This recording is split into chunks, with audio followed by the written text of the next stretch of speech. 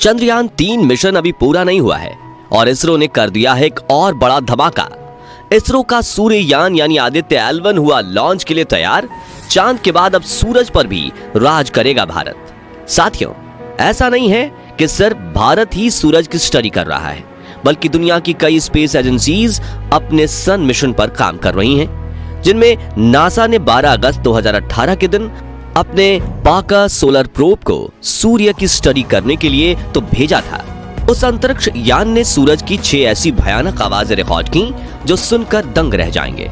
दोस्तों, in record की गई आवाजों को आप सुनना चाहते हैं तो वीडियो के एंड स्क्रीन पर दिए गए लिंक से सुन सकते हैं। जैसा कि आप सब लोग जानते ही हैं कि भारत का चंद्रयान-3 चांद के दक्षिणी ध्रुव में सुरक्षित रूप से लैंड कर चुका है और इसरो वैज्ञानिक विक्रम लैंडर व प्रज्ञान रोवर की मदद से चांद की अंधेरी दुनिया के रहस्यों को सुलझाने में लगे हुए हैं। अभी हम लोगों के दिमाग से चंद्रयान-3 की सफलता का खुमार भी नहीं उतरा कि इसरो ने अपने अगले मिशन लॉन्च करने की तैयारी कर ली है।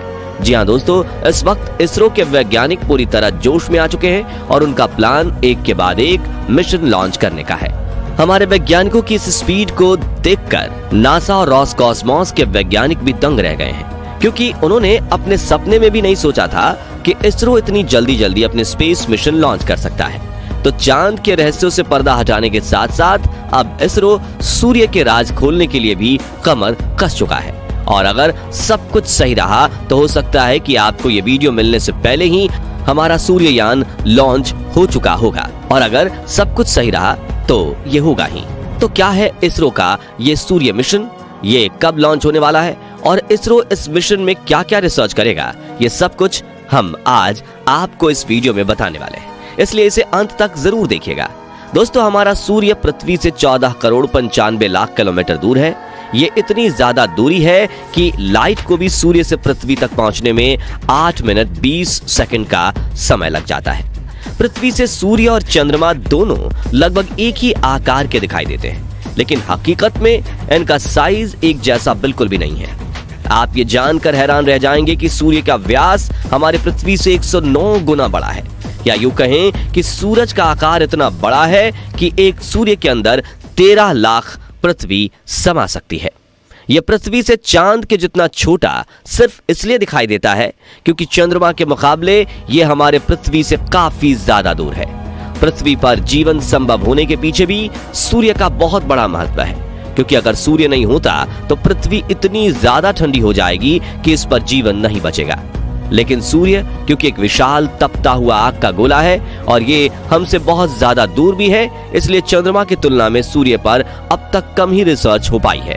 और इसीलिए इसरो अब अपना अगला space mission Aditya L1 launch करने जा रहा है, जिसे लोग सूर्ययान भी कह रहे हैं। तो क्या है इसरो का ये सूर्ययान मिशन और कब ये लॉन्च होगा, चलिए इसके बारे में जानते हैं। असल में दोस्तों, इसरो ने जो प्लान बनाया है उसके मुताबिक आदित्य L1 मिशन को 2 सितंबर 2023 के दिन लॉन्च कर दिया जाएगा। यानी चंद्रयान-3 मिशन के पूरा होने से पहले ही इसरो अपने पहले सूर्य मिशन को लॉन्च कर देगा।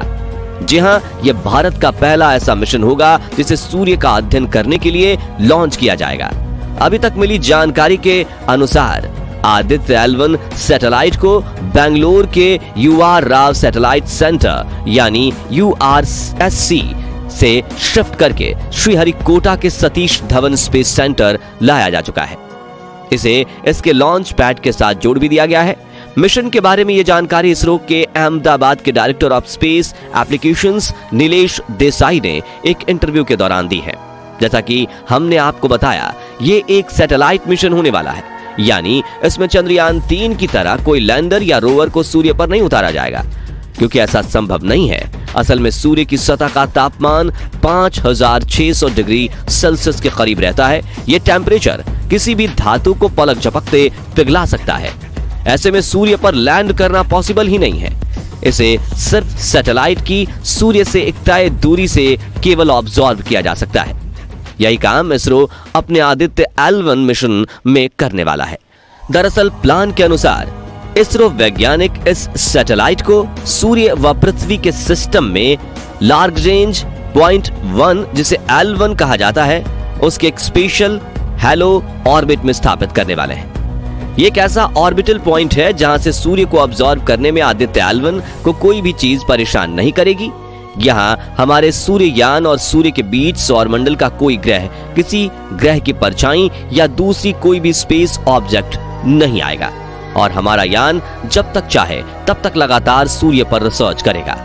आपको बता दें कि एल1 नाम का यह पॉइंट पृथ्वी से करीब 15 लाख किलोमीटर दूर है और यहाँ सिर्फ पहुंचने में ही आदित्य एल1 को तकरीबन 4 महीने का समय लग जाएगा। इसके बाद ये 5 साल 3 महीने तक सूर्य का अध्ययन करेगा। अब आप में से काफी सारे लोगों के मन में ये सवाल आ रहा होगा कि सूर्य तो हमें जीवन देता है और ऐसा भी नहीं है कि हम इंसान सूर्य पर जाकर बस सकें, फिर इसरो मिशन में ऐसा क्या खोजने की कोशिश कर रहा है जो हम इंसानों को मालूम नहीं है। असल में दोस्तों, सूर्य की गतिविधियों और उसकी वजह से स्पेस वेदर पर पड़ने वाले प्रभाव को ऑब्जर्व करने के लिए यह मिशन लॉन्च किया जा रहा है। आपने बिल्कुल सही सुना, जिस तरह पृथ्वी पर हम अलग अलग वेदर यानी मौसम को एक्सपीरियंस करते हैं, वैसे स्पेस का भी अपना एक अलग वेदर सिस्टम होता है जिसका प्रभाव हमारे पृथ्वी और सूर्य के इर्द गिर्द खुले स्पेस में देखने को मिलता है।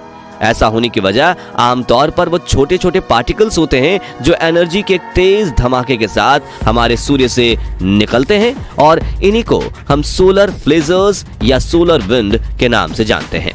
जैसे पृथ्वी पर मौसम का प्रभाव हमारे वातावरण और हमारी निजी जिंदगी पर पड़ता है, ठीक वैसे ही स्पेस वेदर सैटेलाइट, जीपीएस और पावर ग्रिड जैसी चीजों को प्रभावित करती हैं। जब स्पेस वेदर ज्यादा खराब होती है तो हमारी इन सभी टेक्नोलॉजीज पर बुरा प्रभाव पड़ता है। इसी के चलते दुनिया भर के वैज्ञानिक स्पेस वेदर को स्टडी करते हैं ताकि उन्हें ये पता चल सके कि सूर्य से निकलने वाले ये तूफान कब आते हैं, इनका किन किन चीजों पर क्या क्या प्रभाव पड़ता है और सबसे जरूरी इनसे बचा कैसे जा सकता है। इसी चीज की स्टडी करने के लिए हमारे इसरो वैज्ञानिक आदित्य एल1 मिशन को लॉन्च कर रहे हैं। सूर्य की सबसे बाहरी परत कोरोना कैसे बनती और बदलती है, ये इतनी गर्म कैसे होती है और इसमें विस्फोट क्यों होते हैं, सूर्य के चारों तरफ मौजूदा छोटे मोटे पार्टिकल्स स्पेस को कैसे प्रभावित करते हैं, सूर्य का मैग्नेटिक फील्ड कैसे काम करता है और सोलर विंड कब, कैसे और क्यों बनती है, ये सब कुछ पता लगाना ही हमारे इस मिशन का मुख्य उद्देश्य है। इन सब चीजों का पता लगाने के लिए आदित्य एल1 सैटेलाइट को 7 अलग अलग साइंटिफिक इंस्ट्रूमेंट यानी पेलोड्स से लैस करके भेजा जा रहा है, जिनके नाम है visible emission line coronagraph, solar ultraviolet imaging telescope, solar low energy X ray spectrometer, Aditya solar wind particle experiment ASPEX, PAPA और आर्थर डिजिटल मैग्नेटोमीटर। इसमें शुरुआत के 4 पेलोड्स रिमोट सेंसिंग हैं और बाकी 3 इन सिटू पेलोड्स। अब ये क्या होता है, चलिए इसके बारे में आपको समझाते हैं। असल में दोस्तों, स्पेस के अंदर जिन साइंटिफिक इंस्ट्रूमेंट्स का काम स्पेस ऑब्जेक्ट के बिना नजदीक जाए दूर से उन्हें ऑब्जर्व करना होता है, उन्हें रिमोट सेंसिंग पेलोड्स कहा जाता है, जैसे कोई स्पेशल कैमरा, सेंसर या टेलीस्कोप आदि।